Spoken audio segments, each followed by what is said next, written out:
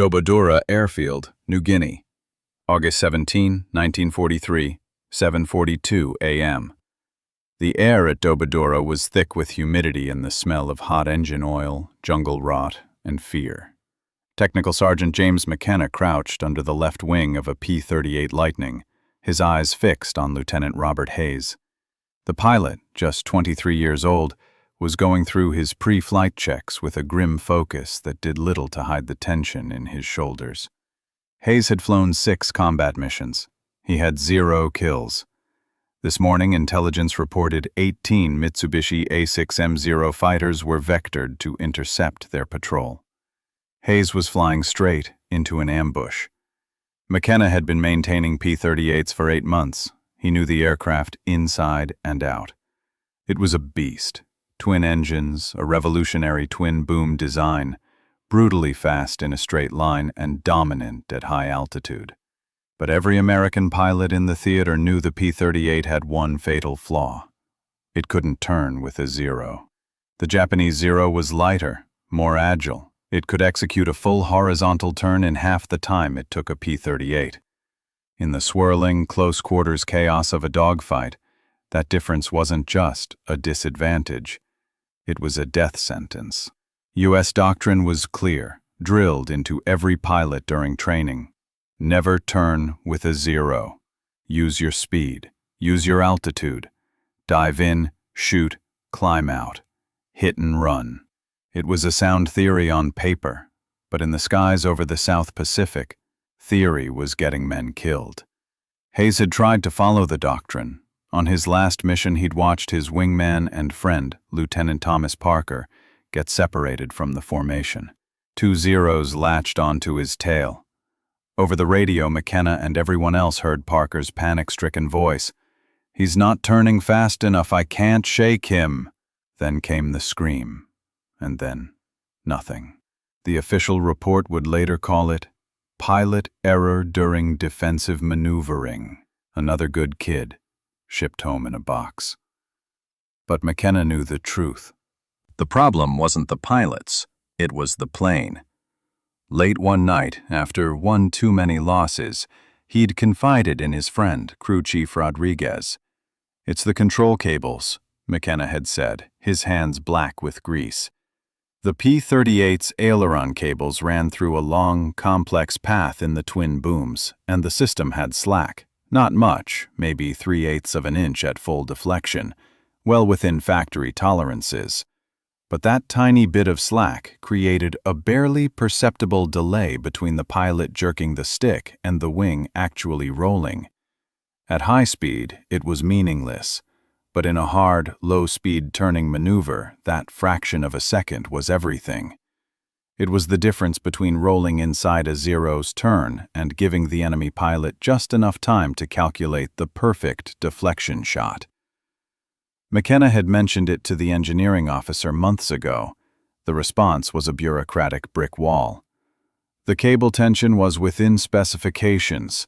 Modifying flight controls required engineering approval from 0814 hours over the Huon Gulf. Lieutenant Robert Hayes's flight of 4 P-38s found the Zeros at 13,000 feet. The sun was at their backs. The setup was perfect. Following doctrine, Hayes's element leader called the bounce, and they rolled into a diving attack. Hayes picked a Zero at the rear of the formation, built up to 380 miles per hour, and lined up his shot. The Japanese plane grew large in his gun sight. He could see the red Hinomaru on the fuselage. He pressed the trigger. The 450 caliber machine guns and the 20mm cannon hammered, tracers arcing out. Most missed. The Zero, with its preternatural agility, snap-rolled to the right and dove. Instinct and training screamed at Hayes to pull up, to climb away, but he was committed. He rolled his P-38 to follow. That's when he felt it. The airplane responded instantly. There was no lag, no mushy feeling of fighting the controls. The stick moved and the heavy fighter rolled immediately, slice into the turn with a crispness Hayes had never felt. It was as if an invisible weight had been lifted from the aircraft. He rolled 90 degrees in what felt like half the time, got his nose down, and found the Zero perfectly framed in his sight. He fired again. A 3-second burst walked rounds up the Zero's fuselage from tail to cockpit. The Zero's engine erupted in a fireball, the aircraft rolling inverted before spiraling toward the jungle below, trailing a plume of black smoke. Hayes's first kill. But there was no time to celebrate. His wingman's voice crackled over the radio. "Zeros! Diving from above!" Hayes looked up to see 3 more enemy fighters peeling down, having seen him shoot down their comrade. They were coming fast. His instincts, honed by 6 failed missions, screamed at him to run, to shove the throttles forward and climb. Doctrine demanded it. But doctrine had meant dying. Today, his airplane was different. He made a split-second decision. Instead of running, he rolled hard left and pulled back on the stick. The P-38 snapped around with breathtaking speed. The nose sliced through the horizon. The lead Zero pilot, expecting the usual sluggish American response, was caught completely off guard.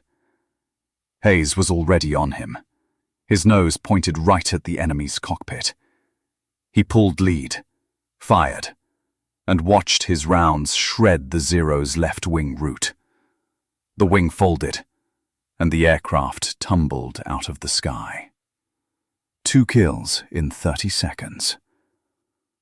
The 2 remaining Zeros tried to scissor with him, a classic maneuver to force an overshoot. But Hayes stayed with them. Every time they reversed direction, his P-38 matched them, instantly, without hesitation. The airplane was no longer a sluggish beast. It was an extension of his will. He felt invincible. When one Zero bled off too much speed in a hard reversal, Hayes slid inside his turn, and at point-blank range opened fire. The Japanese fighter disintegrated. 3 kills. The 4th Zero broke off and ran. Low on fuel and ammunition, Hayes climbed back to altitude and reformed with his flight. The entire furious engagement had lasted less than 7 minutes. 9:03 hours. Dobodura Airfield. When Hayes landed, McKenna was waiting on the flight line, his stomach a tight knot of anxiety. Hayes shut down the engines, climbed out of the cockpit, his hands shaking, his flight suit soaked with sweat. He walked straight to the sergeant, ignoring the debriefing officer. He looked McKenna in the eye and said 2 words. It worked. What neither man knew was that their secret experiment had had an audience. Captain Frank Mitchell, a veteran flight leader with the 475th Fighter Group, had watched the entire fight from 15,000 feet. He'd seen Hayes's P-38 move with an impossible agility, rolling and reversing faster than any lightning he had ever seen. He knew Hayes was a decent pilot, but not that good. Something was different about that airplane. After landing, Mitchell cornered Hayes in the debriefing room. Hayes, still buzzing with adrenaline, simply said, "Talk to Sergeant McKenna." Mitchell found McKenna 2 hours later, up to his elbows in the engine of another P-38. "What did you do to Hayes's airplane?" Mitchell asked, his tone direct, leaving no room for evasion. McKenna looked at the officer, weighing his future. Then he told him everything. The slack, the piano wire, the unauthorized modification, the court-martial offense. Mitchell listened, his expression unreadable. When McKenna finished, the captain asked a simple, staggering question. "Can you do the same to my plane?" McKenna warned him of the risks, the lack of approval, the potential consequences. "I've lost 4 pilots in the last month," Mitchell replied, his voice hard. "All in turning fights. If this gives my men a chance, I don't give a damn about the regulations." That evening, under the same cloak of darkness, McKenna modified Mitchell's P-38. The next morning, Mitchell returned from his mission ecstatic. "It's a different airplane," he raved to his wingman. "It rolls like a fighter now." The wingman immediately wanted the modification too. Word began to spread, not through official channels, but through the quiet, trusted networks of pilots and crew chiefs. A whispered conversation in the ready room, a hushed talk between mechanics sharing a cigarette after dark. McKenna showed them how. An 8-minute job, a 6-inch piece of wire. It changed everything. By August 20th, McKenna had modified 9 aircraft. The secret was out, and it was beginning to tip the scales in the bloody skies over the Pacific. The Japanese, for the first time, were about to encounter an enemy they could not see and did not understand. The change did not come with a memo or a new technical order. It spread through the squadrons of New Guinea like a rumor, passed from one desperate pilot to another, from one frustrated crew chief to his buddy in the next revetment over. By the end of August, what had begun with a single piece of piano wire in Hayes's aircraft was becoming a quiet, widespread rebellion against a flawed design and a rigid command structure. Pilots who had once returned from missions sullen and defeated now came back with a new energy, a new confidence. They weren't just surviving, they were winning. Lieutenant Hayes scored 2 more kills on August 22nd. Captain Mitchell got 3 on the 25th. The stories multiplied. A pilot from the 49th Fighter Group stationed at Gusap heard about the Dobodura modification from a transferred buddy. Skeptical, his crew chief, a man named James Watkins, tried it on one aircraft. That pilot, after 8 weeks of fruitless combat, scored his first kill. Watkins immediately modified 4 more planes. The mechanics developed their own covert procedures. The piano wire tensioners were installed quickly during night shifts or when officers were at briefings. Before official inspections, the tensioners were carefully removed. The cables were slackened back to spec, the paperwork was signed, and once the inspectors left, the life-saving wires were quietly reinstalled. The pilots knew. The mechanics knew. The officers, for the most part, remained in the dark. Meanwhile, the Japanese noticed. For months, their tactics had been brutally effective. Bait the heavy P-38s into a turn, exploit the predictable lag in their roll rate, and slide inside their turning radius for a killing shot. It was a recipe that had filled their aces' victory tallies. Now, the recipe was failing. Flight reports from the Imperial Japanese Navy's 11th Air Fleet began noting a disturbing change. American P-38s were maneuvering more aggressively and reversing direction more quickly. The tactics were the same, but the aircraft's performance was not. The timing was off. Lieutenant Commander Saburo Sakai, Japan's legendary ace with 64 confirmed kills, experienced it firsthand over Wewak on September 3rd. He engaged a P-38 and executed his classic maneuver, luring the American into a turn before snapping back the opposite direction. He knew the precise timing, the exact moment the P-38 would be committed and unable to follow. Except this one did. The lightning reversed with him, rolling with a speed that defied Sakai's experience. He barely avoided a head-on collision, the American's tracers streaking past his canopy. Shaken, he was forced to dive away.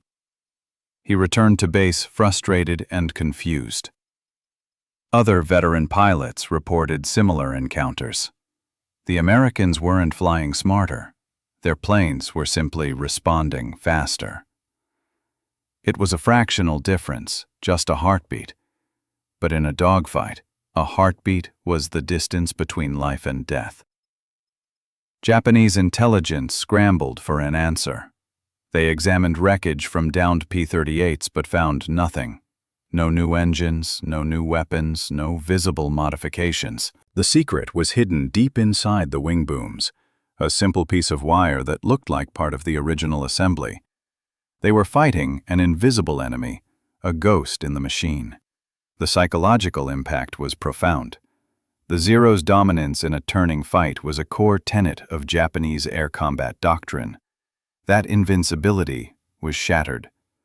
Pilots who had once pressed their attacks with arrogant confidence now became hesitant, second-guessing their moves. Their primary advantage had been nullified by something they couldn't see or understand. You cannot develop a counter-tactic against a modification you don't know exists. By the end of September, the kill ratios told the story. In July, the Americans lost 2 P-38s for every Zero destroyed. By August, it was nearly even.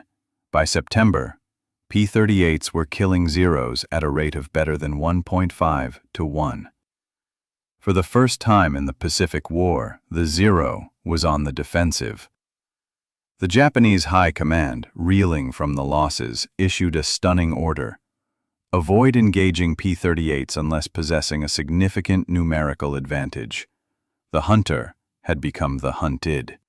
And it all traced back to a sergeant with greasy hands, a pair of pliers, and a defiant refusal to let more good men die because of a 3/8 of an inch of slack. The revolution wasn't sanctioned, it wasn't official, but it was real, and it was saving lives. The secret of the piano wire tensioner could not stay hidden forever. In October 1943, a sharp-eyed maintenance inspector at Dobodora finally noticed inconsistencies in cable tension logs. Digging deeper, he uncovered the unauthorized modifications.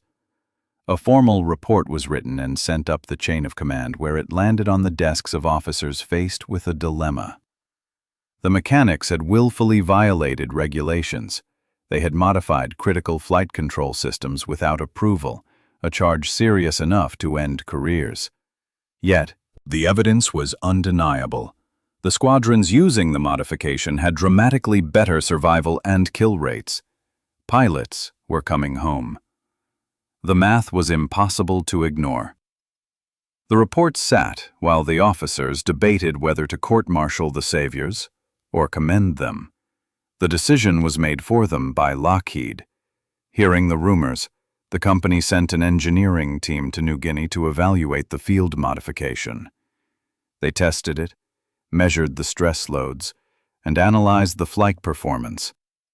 Their conclusion was both a vindication and an indictment.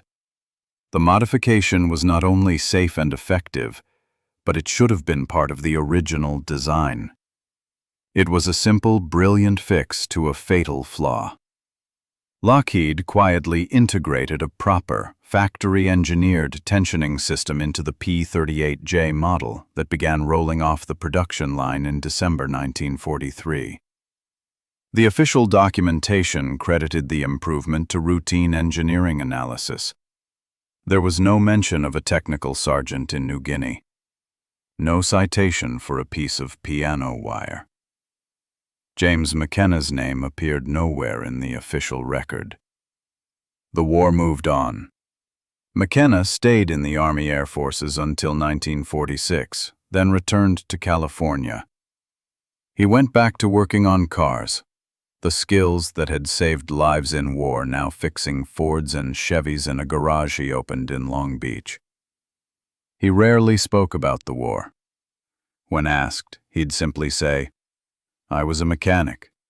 Fixed airplanes, that's all." Robert Hayes survived the war, flying 63 combat missions and achieving 11 confirmed kills. He returned to Iowa, married his high school sweetheart, raised a family, and spent 37 years as a crop duster. Every year without fail on the anniversary of August 17th, he called James McKenna to thank him.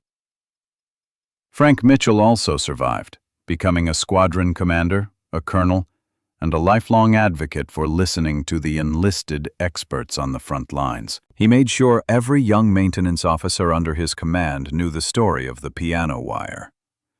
In 1991, a military historian digging through old maintenance logs found cryptic references to the tensioners. He tracked down a 73-year-old McKenna, still working part-time in his garage. The historian asked him about the modification that may have saved 80 to 100 American pilots. McKenna shrugged it off. "It wasn't anything special," he said, "just something that needed doing." He didn't count the lives saved, he just remembered the faces of the men who came back. Hayes, Mitchell, Watkins. That was enough. James McKenna died in 2006 at the age of 88. His obituary noted his service as an aircraft mechanic in World War II. It did not mention the piano wire.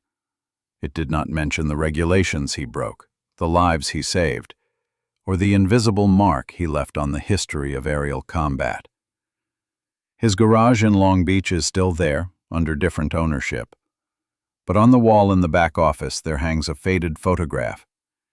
It shows a young man in grease-stained coveralls standing next to the massive twin-boomed silhouette of a P-38 Lightning. On the back, written in pencil, is a date, August 1943, New Guinea. It is the only monument to a silent revolution, a testament to the truth that innovation in war doesn't always come from the top down. Sometimes it comes from the bottom up, from the sergeants and the mechanics who see a problem, find a solution, and possess the courage not to wait for permission to save lives. The story of the piano wire tensioner never made it into the official Air Force history books. It remained a quiet legend passed down through generations of maintenance crews and fighter pilots. It became a kind of folklore, a story told in hangars and officers' clubs about the time a sergeant with a pair of pliers and some scrap wire outsmarted both the enemy and his own top brass. In the decades that followed, the P-38 Lightning became an icon, remembered for its distinctive shape and its role in intercepting Admiral Yamamoto. But for the men who flew and fixed them in the sweltering heat of New Guinea, the plane's legacy was inextricably tied to that simple, unauthorized fix.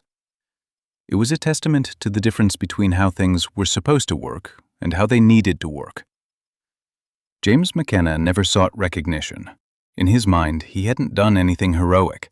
He had simply done his job, the real job, which wasn't just following manuals, but ensuring the men who climbed into those machines had the best possible chance of coming back.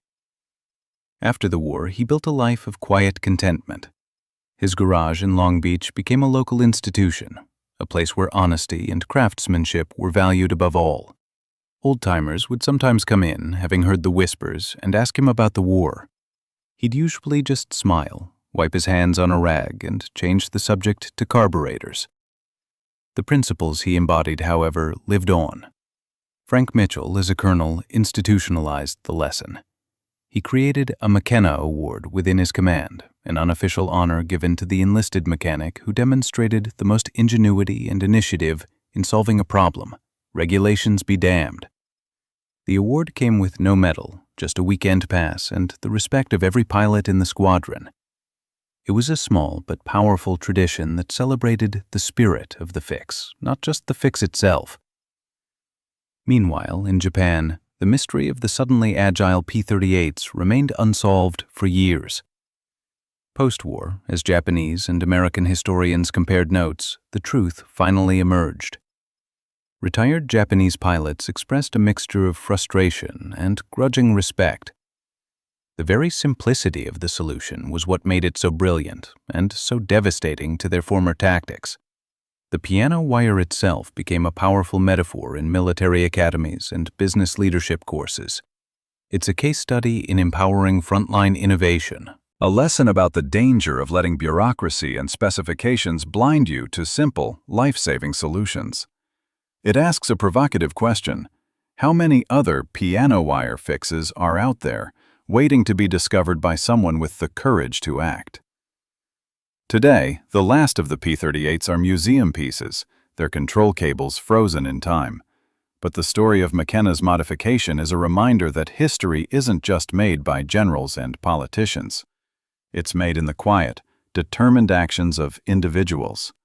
It's written in grease and grit, and a 6-inch piece of wire, bent into the shape of salvation.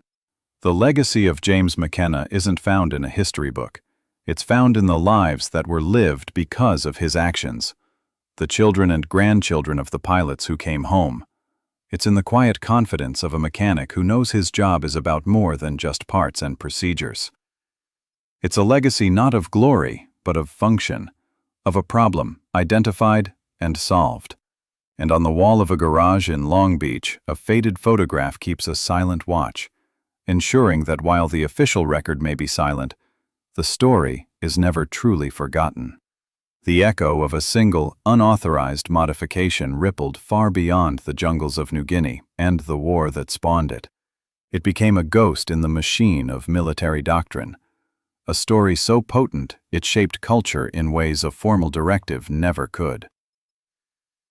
In the 1960s, a young NASA engineer struggling with a sticky valve design for the Apollo program reportedly heard the story from a former Air Force pilot. Frustrated with bureaucratic approval processes, he famously quipped in a meeting, "We don't need a committee, we need a McKenna with some piano wire." The phrase entered the local lexicon at the Manned Spacecraft Center, becoming shorthand for a simple, elegant, and rapid solution to a complex problem. It was a tribute to the idea that genius often lies in simplicity and speed, not in endless review cycles. Back in the civilian world, the story took on a life of its own. It was featured in obscure aviation magazines, told in veterans' halls, and eventually found its way onto early internet forums dedicated to military history. With each telling, the details were sometimes polished, but the core truth remained. A mechanic, with sheer guts and ingenuity, had made a difference. Business management consultants began using it as a parable about frontline empowerment, arguing that the people closest to a problem often hold the key to its solution, if only they are trusted and heard. For the McKenna and Hayes families, the connection endured. The annual phone call from Iowa to California continued for over 50 years, a ritual that lasted until Robert Hayes's passing in 2001. His son, a commercial airline pilot, made a point of visiting McKenna once, just to shake the hand of the man who had ensured his own existence. McKenna, then in his 80s, seemed slightly embarrassed by the attention, but welcomed him warmly, their conversation drifting from P-38s to modern jet engines. The ultimate fate of the physical evidence, the original piano wire tensioners, is unknown. They were likely discarded during overhauls, melted down for scrap, or simply lost to time. They were never meant to be permanent. Their purpose was served in those critical months of 1943. They were tools, not trophies. James McKenna's garage was sold when he fully retired in the late 1990s. The new owner, a car enthusiast who knew the story, kept the faded photograph on the wall. It became a local landmark of sorts, a piece of hidden history sandwiched between auto parts stores and fast food restaurants. People would occasionally stop in just to see it, to stand in the space where the man behind the legend had worked. When McKenna passed away in 2006, his funeral was attended by a small circle of family and friends. There was no military flyover, no volley of rifles. It was a quiet, simple affair, much like the man himself. But in the days that followed, letters and emails poured in from the children and grandchildren of the men he'd saved, their words forming a mosaic of gratitude for a lifetime he had granted them.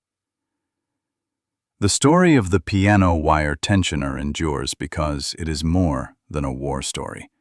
It is a fundamentally human story.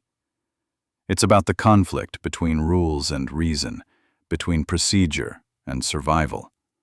It champions the quiet professional over the loud bureaucrat, action over permission, and the profound impact one person can have by simply deciding that something broken must be fixed. The P-38s are silent now. The men who flew and fixed them are almost all gone. But the echo of that simple, Z-shaped piece of wire remains. It's a whisper in the wind, a lesson etched not in metal but in memory. That sometimes the most powerful weapon isn't a gun or a bomb, but a mechanic with a clever idea and the courage to use it. In the end, after the historians had written their papers and the consultants had given their seminars, what stayed with James McKenna was not the drama or the danger, but something much simpler: the sound. Long after the war, back in his garage in Long Beach, surrounded by the familiar smells of gasoline and grease, he would sometimes hear it: the sharp twang of a perfectly tensioned cable. It was a sound that lived in his fingertips, a memory etched deeper than any official record. He never talked about the war, not because it was painful, but because he saw no glory in it. To him, the real story wasn't about outmaneuvering zeros or breaking regulations.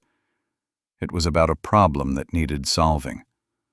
It was about the fundamental physics of control and response, the direct connection between a pilot's intention and an aircraft's movement. That was the mechanic's truth. The Air Force had wanted pilots to adapt to the machine's limitations. McKenna had adapted the machine to the pilot's needs. This distinction, to him, was everything. In his later years, when his hands were gnarled with arthritis but still steady, a young documentary filmmaker found him. She asked the question he'd spent a lifetime avoiding. What did it feel like, knowing you'd changed the course of the air war? McKenna was silent for a long time, looking past the camera, past the walls of his garage, back to a sweltering hangar in New Guinea. It wasn't a feeling, he said finally, his voice rough with age. It was a sound. Before the wire, when you plucked the cable, it had a dull thud, a lazy sound. After, it sang. He demonstrated on a throttle cable from a '57 Chevy he was working on, plucking it with a greasy finger. It produced a low, muffled note. See? Loose. Then he tightened a bolt, taking up the slack, and plucked it again. A clear, high-pitched ping rang out in the quiet garage. Tight. That's the sound. That's what we gave them. Not a better plane, a more honest one. A plane that answered when you called. He had given the pilots back the one thing the slack had stolen: certainty. The certainty that when they moved the stick, the world would move with them. It was a gift of immediacy, of agency in a world of chaos. The filmmaker, understanding, asked if he had kept any of the wire. McKenna shook his head. The wire wasn't important, he said. The tension was. This was his final, unspoken lesson. The solution wasn't the physical object, the piece of piano wire. The solution was the idea, the principle of removing the slack, of creating a direct and immediate connection. The wire was just the vessel. The tension was the truth. James McKenna died as he had lived, a mechanic. His legacy is not in a museum display or a history book.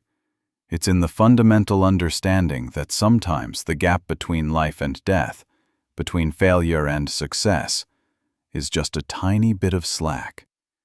And the courage to eliminate it, that's the highest calling of any mechanic, any soldier, any human being. The sound of that perfectly tensioned cable, that clear high ping in a dusty garage, is his true monument.